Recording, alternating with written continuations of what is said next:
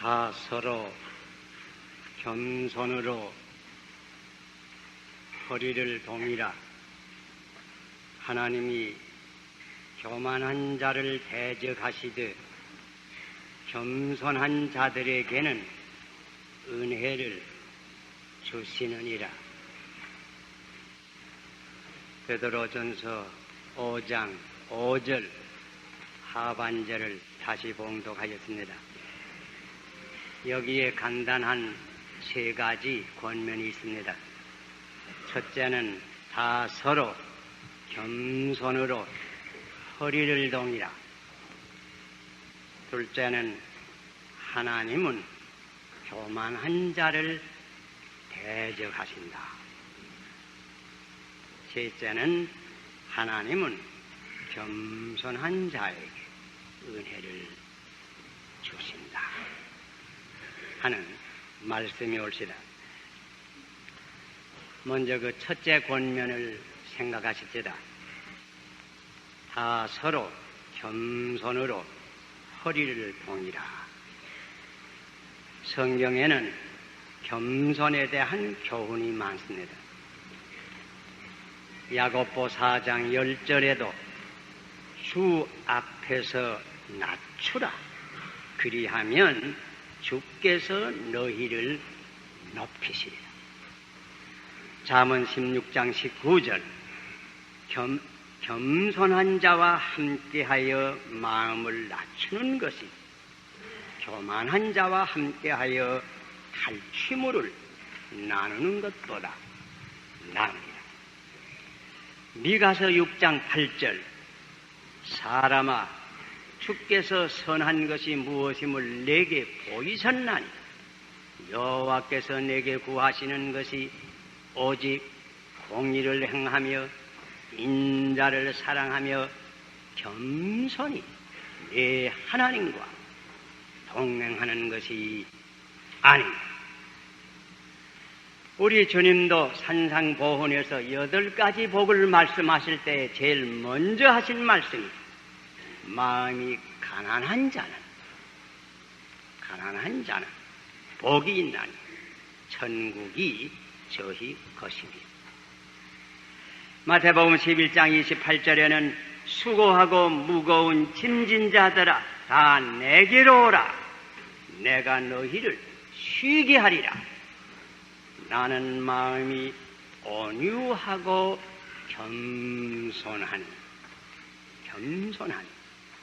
나의 멍에를 메고 내게 배우라. 누가복음 4장 11절에도 무릇 자기를 높이는 자는 낮아지고 낮추는 자는 높아지리라.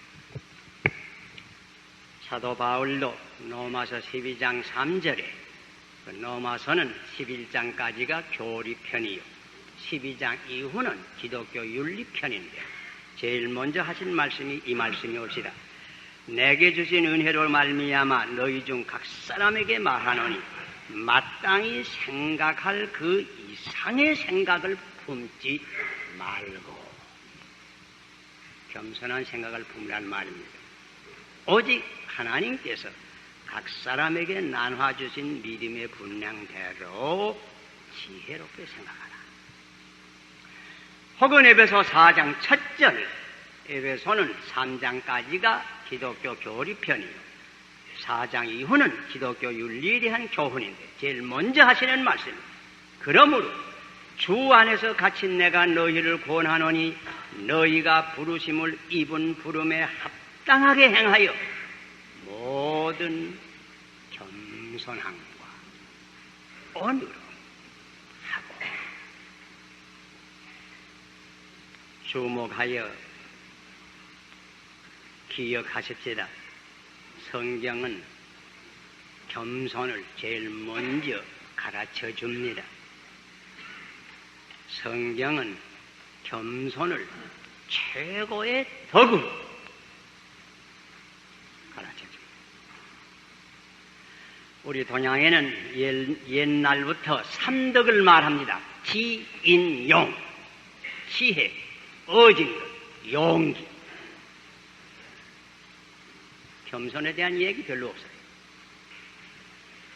여기 서양, 특별히 헬라의 윤리 사상을 보면 이 셋에다 가서 하나 더 가합니다. 절제를 가합니다. 그래서 흔히 사덕을 말합니다. 그러나 겸손에 대해서 강조하지 별로 않습니다. 그러나 이 성경에 보면 제일 먼저 겸손을 가장 귀한 덕을 가르친 것입니다. 가르칠 뿐만 아니고 그러시도께서는 친히 겸손을 우리에게 보여주었습니다.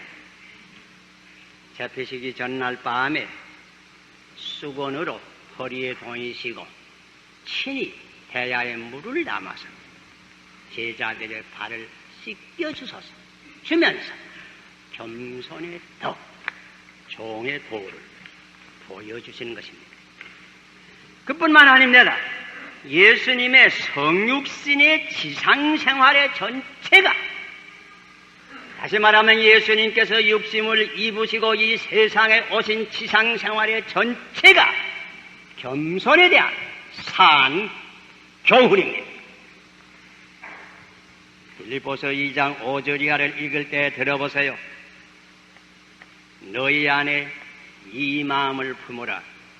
곧 그러시도 예수의 마음이니 그는 근본 하나님의 본체시나 하나님과 동등됨을 취할 것으로 여기지 아니하시고 오히려 자기를 비어 종의 형체를 가져 사람들과 같이 되었고 사람의 모양으로 나타나셨음에 자기를 낮추시고 죽기까지 복종하셨으니 곧 십자가에 죽으심이라. 예수님은 자기를 비어서 종의 형체를 취하셨습니다. 낮추셨습니다. 자기를 낮추시고 죽기까지 복종하였습니다. 겸손을 친히 보여주신 것입니다. 이렇게 기독교는 겸손을 최고의 덕으로 가르쳐 주는 것입니다. 둘째 교훈을 생각합시다. 하나님은 교만한 자를 대적하시느니라. 옛날 파사의 재상 하만이 교만해서 유대 사람 모르드게라고 하는 사람이 자기에게 인사를 잘 안 한다고 그 사람과 그 사람 가족뿐 아니고 온 유대 사람을 다 학살하려는 음모를 세웠던 것입니다. 그러다가 마지막에는 오히려 자기가 모르드게를 매달라고 하던 그 기둥에 매달려서 죽은 이에 에스더에서 여러분 다 읽어보았을 겁니다. 왜 그렇게 해주었습니까? 하나님께서는 교만한 자를 대적하시는 거예요.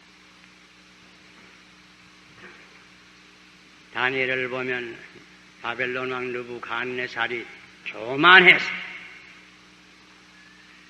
자기 궁전 높은 꼭대기에 올라가서 바벨론 성을 내려다보면서 내 능력, 내 지혜로 이 모든 성을 건설한 것이 아니냐 혼장담을 했습니다. 그 말한 지 얼마 못 돼서 느부갓네살 왕이 정신이 나갔습니다. 미쳤습니다. 들로 나가서 소처럼 풀을 먹으며 그 머리털이 독수리 털처럼 되었다. 왜 그렇게 되었어요? 하나님은 교만한 자를 대적하세요. 전에 벨사살 왕이 교만해서 예루살렘 성전에서 쓰던 거룩한 기명을 내다가 술을 마셔서 1000여 명 고관 대작들을 불러다가 연회를 합니다. 먹고 마십니다.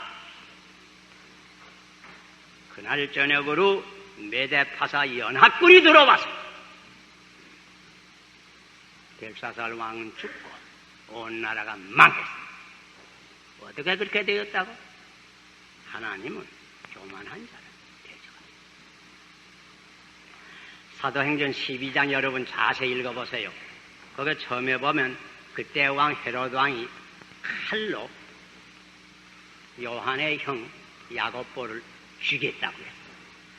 그다음에 마지막 부분에 보면 두로와 시돈 사람들에게 거짓 영광을 받은 얘기가 있습니다.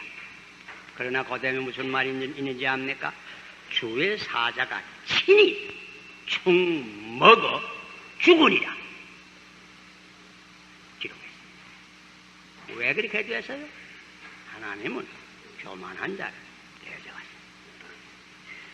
지금부터 약 100년 전에 독일의 철학자 니체라고 하는 사람이 초인간의 사상을 선전하면서 기독교 도덕은 겸손을 높이는 노예 도덕이라고, 기독교는 노예 종교라고 비웃었습니다.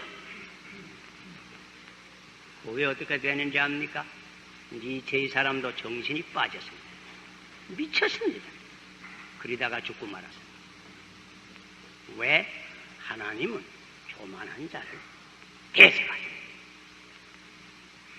바로 최근 20세기에 돌아와서 독일의 히틀러 같은 사람은 바로 이 이체 사상을 자기 정치에 이용해서 우리 독일 민족만 초인간적 민족이라고 주장하면서 유대 사람들 600만 명을 학살해 큰 전쟁을 일으켰어요. 그러나 마지막 어떻게 된 이 얘기 여러분 다 압니다. 왜 그렇게 됐어요? 하나님은 교만한 자를 대적하십니다. 기억하십시다. 하나님은 교만한 자를 대적하십니다.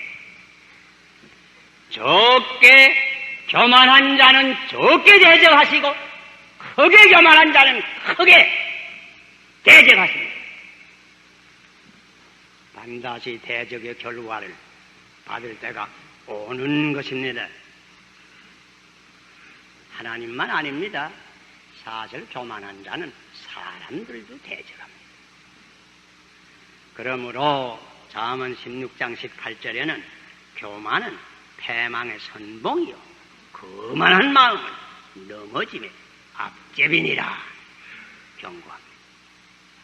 이것은 개인도 그렇고 민족도 그렇고 나라도 그렇습니다. 사실 교만은 모든 죄의 뿌리입니다. 만죄의 어머니입니다. 교만함으로 많은 다른 죄를 짓습니다. 그러므로 교만한 자는 반드시 망합니다. 실제 교훈을 듣습시다. 그러나 하나님께서는 겸손한 자에게 은혜를 주시느니라. 그렇습니다. 낮은 곳에 물이 모입니다. 겸손한 곳에 하나님의 은혜가, 겸손한 마음에 하나님의 은혜가 모입니다. 낮은 골짜기에 이슬이 많이 내립니다. 바람 많이 부는 산 꼭대기에 이슬 내리지 못합니다. 겸손한 마음에 은혜의 이슬이 많이 내립니다. 병이 비어야 기름을 넣을 수가 있습니다. 겸손한 빈 마음에야 성령의 기름을 하나님께서 부어 넣을 수가 있습니다. 그러므로 이사야 57장 15절에는 이런 말씀을 우리가 읽어봅니다. 지존무상하며 영원히 거하며 거룩하다 이름하는 자가 이같이 말씀하시되 내가 높고 거룩한 곳에 거하며 또한 통회하고 마음이 겸손한 자와 함께 거하나니 이는 겸손한 자의 영을 소성케 하며 통회하는 자의 마음을 소성케 하려 합니다. 겸손한 자의 마음과 하나님이 같이 해서 그 마음을 소성케 하십니다. 우리가 구약을 읽으면 위대한 인물이 많이 나옵니다. 그 그 가운데도 제일 위대한 인물이 누굴까 혹 생각해 보았습니까? 아마 모세일 때입니다. 모세는 아주 겸손하다. 성경에 기록했다. 신약의 가장 위대한 인물이 누굴까 혹 생각해 볼 수 있어요. 아마 사도 바울일 거예요. 그는 겸손했습니다. 자기는 죄인의 괴수라고. 자기는 모든 성도 가운데 지극히 작은 자보다도 더 작은 자. 겸손했습니다. 그러므로 하나님의 그렇게 큰 은혜를 받은 것입니다. 하나님은 겸손한 자의 기도를 응답하십니다. 교만한 자의 기도는 물리치십니다. 그래서 바리새 교인이 성전에 들어가서 드리는 기도를 하나님 물리치셨다고. 그러나 세리의 기도, 이 죄인을 불쌍히 여겨 주시옵소서. 죄를 회개하는 세리의 기도를 하나님께서 응답하셨다고 주님이 말씀했습니다. 겸손한 과학자가 새로운 진리와 새로운 사실을 발견합니다. 아이작 뉴턴의 유명한 이 얘기 여러분 다 기억할 것입니다. 내가 이 우주에 대한 진리, 우주의 진리에 대한 나의 지식이란 저 바닷가에서 자갯돌을 가지고 노는 어린 아이들이 바다의 신비에 대한 그 지식을 가진 것보다는 오히려 더 적을 거라고, 더 그와 비슷할 거라고. 위대한 과학자는 겸손합니다. 그러므로 유명한 교부 크리스토퍼는 이렇게 말하겠습니다. 겸손은 모든 덕의 뿌리요, 어머니요, 기초입니다. 유명한 교부 어거스틴은 이렇게 말하겠습니다. 신앙생활에는 첫째도 겸손이요, 둘째도 겸손이요, 셋째도 겸손입니다. 어떤 늙은 신학자가 이런 말을 했다고 합니다.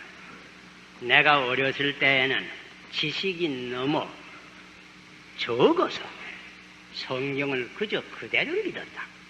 그러다가 대학과 신학에 가서, 신학교에 가서 철학을 배우고 비교 종교학을 배우고 성경 비판학을 배우고 이렇게 될 때에 지식이 너무 많아져서 성경을 그대로 못 믿었다. 그러다가 지금 와서는 내 지식이 너무 부족한 것을 다시 깨달아서 이제는 그저 성경 그대로 믿느라.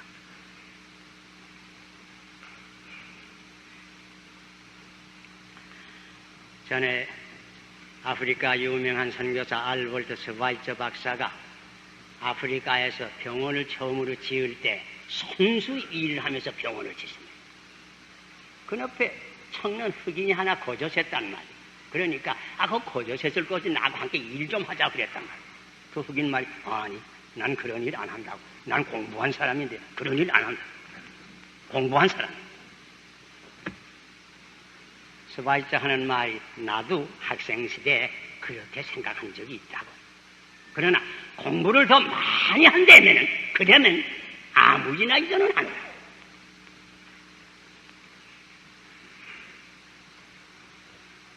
어떤 여자는 대학 출신인 까닭으로 소재하기도 싫어하고 그릇 부시기도 싫어한다 하는 얘기 혹 들립니다. 사실 어떤 분은 대학 출신인 까닭으로 취직 못하는 이들이 들어 있습니다. 왜? 대학 출신으로 말일이 할 수 있나? 이렇게 생각.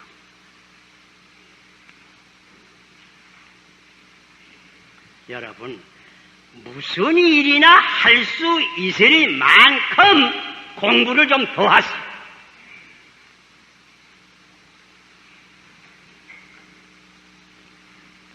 공부를 많이 할수록 겸손해집니다. 열매 하나도 없는 가라지는 빡빡 고개 들고 이렇게 섰습니다.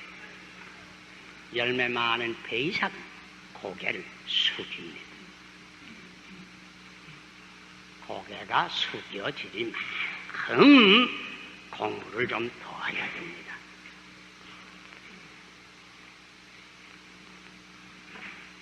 딴테 신곡 가운데 딴테가 한 번은 연옥에 가서 구경을 합니다.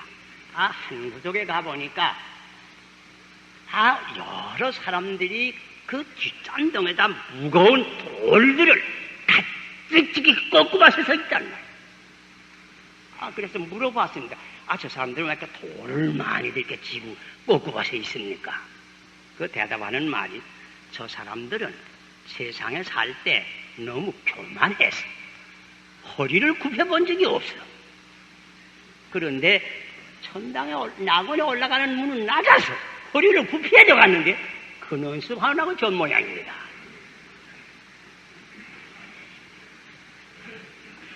그럼 미리 허리 좀 굽히는 법 배워왔으면 그 얼마나 좋을 뻔했습니까?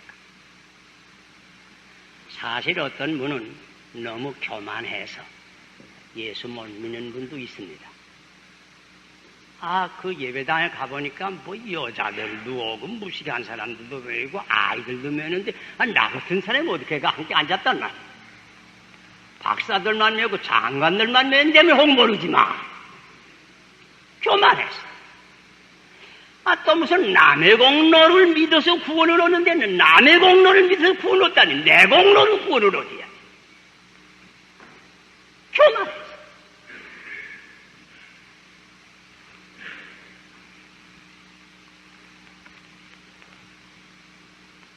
하나님께서는 겸손한 자에게 은혜를 주십니다.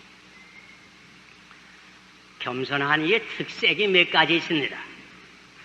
첫째, 소극적으로 보면 겸손한 사람은 자기 자랑을 하지 않습니다. 둘째는 겸손한 사람은 무슨 일을 하고도 제세하지 않습니다. 셋째는 겸손한 사람은 너무 자기 고집대로 하려고 안 합니다. 넷째는 겸손한 사람은 불평이나 원망이 없습니다. 하나님께 대해서나 사람에게 대해서나 불평을 안 합니다. 적극적으로 겸손한 사람은 순복을 잘합니다. 겸손한 학생이 학교 규칙을 잘 지킵니다. 겸손한 국민이 나라의 법을 잘 지킵니다. 겸손한 교인이 교회의 법을 지킵니다. 둘째는 겸손한 사람은 적극적으로 어디를 가나 다른 사람을 봉사하기를 힘씁니다. 종이 됩니다. 셋째는 겸손한 사람은 범사에 감사합니다.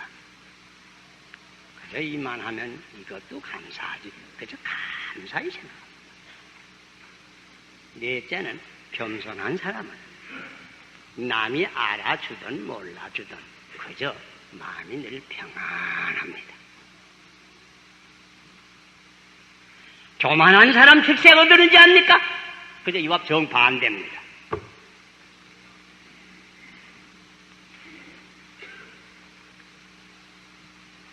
겸손의 첫걸음이 뭐인지 압니까? 그것은 내 교만을 아는 것입니다. 우리가 다 교만합니다. 되지 못하고 된 줄로 생각합니다. 그러기에 속담에 누구나 저 잘난 재미에 산다. 교만합니다. 이거 사실입니다. 이걸 깨닫고 나는 교만합니다. 이 죄를 사하여 주세요. 먼저 해요. 그리고는 하나님을 직면해서 내 자신을 보아야 합니다. 저는 욥이 그렇게 의인이지만은 큰 환난 당할 때에 불평 많이 했습니다. 그러나 하나님을 직면해서 음성을 듣게 되었습니다. 그때는 그저 내가 잘못한 거 많습니다. 하나님 앞에 동의한 것. 이사야가 성전에 가서 하나님께 예배하다가 높고 높은 보다에 앉아서 있는 하나님을 환상 가운데서 직면하게 될 때 제일 먼저 나온 말이 무슨 말이요? 화로다. 나는 입술이 더러운 죄인인데 걸어가신 만유주 하나님을 보라. 죄를 바울이 회개하기 전에 담에서로 내려갈 때는 아주 교만한 젊은 바리새인이었습니다. 담에서 거기 가서 환상 가운데서 예수님을 직면하게 될 때 그저 꿀업됐습니다. 내가 무엇을 하오리? 그다음부터는 겸손해졌어요.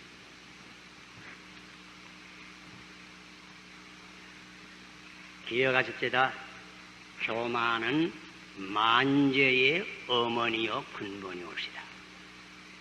겸손은 모든 덕의 만덕 어머니요 근본이옵시다. 하나님은 겸손한 자에게 은혜를 주십니다. 겸손으로 우리의 허리를 돌려야 합니다. 기도하십시다. 아버지시여, 저희들의 교만한 죄를 자복합니다.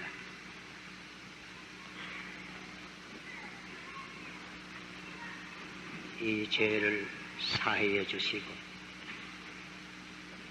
겸손히 주님의 십자가를 붙들 수 있게 해 주시고 십자가에서 흘러나리는 보혈로서 우리의 심령을 깨끗이 씻어주시고 겸손히 하나님과 동행하는 저희들 되게 하여 주시옵소서. 예수님 이름으로 기도하옵나이다. 아멘.